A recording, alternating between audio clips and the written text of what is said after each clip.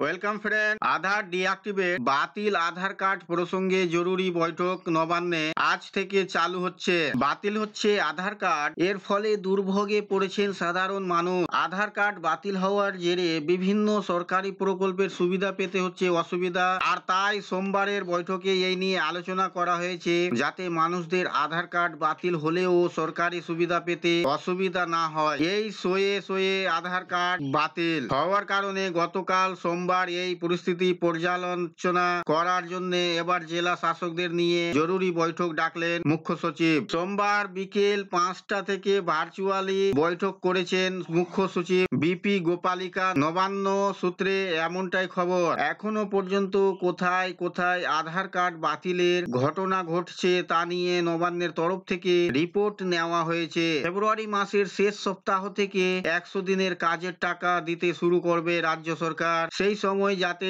সরকারি প্রকল্পের সুবিধা পেতে অসুবিধা না হয় তা নিয়ে বেশ কিছু নির্দেশ দেওয়া হয়েছে। ওই দিনের বৈঠকে আধার কার্ড বাতিল হওয়া নিয়েও আগামী দিনে কি করণীয় তা নিয়েও গতকাল বৈঠকে আলোচনা করা হয়েছে।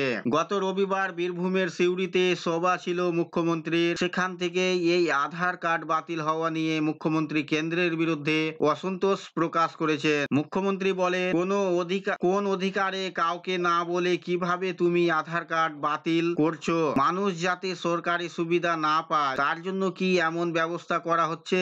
আধার কার্ড থাকুক বা বাতিল হোক, রাজ্যের পরিষেবাগুলো বন্ধ হবে না। মুখ্যমন্ত্রী মমতা ব্যানার্জি আশ্বাসের সুরে সাধারণ মানুষদের উদ্দেশ্যে বলে, ভয় পাবেন না, আমি আছি। এনআরসি করার চক্রান্ত করছে, ক্যা করছে, সিএএ করার চক্রান্ত করছে।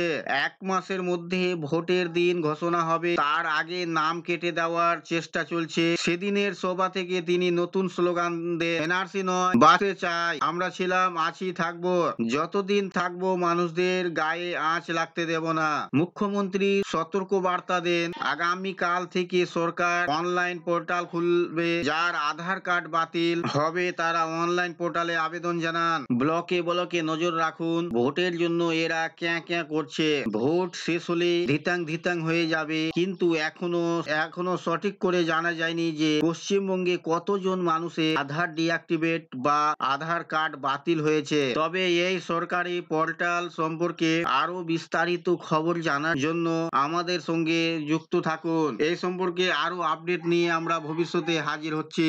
এই ছিল বন্ধুরা আজকের এই ভিডিও আপনাদের জন্য। আশা করছি ভিডিও আপনাদের কাছে খুব তথ্যমূলক। ভিডিও ভালো লাগলে অবশ্যই লাইক করবেন, শেয়ার করে আপনার সকল বন্ধুদের সাহায্য করবেন, আর চ্যানেলটিতে নতুন হলে সাবস্ক্রাইব করে পাশে থাকা বেল আইকনে ক্লিক করবেন। আবার দেখা হবে পরবর্তী ভিডিওতে।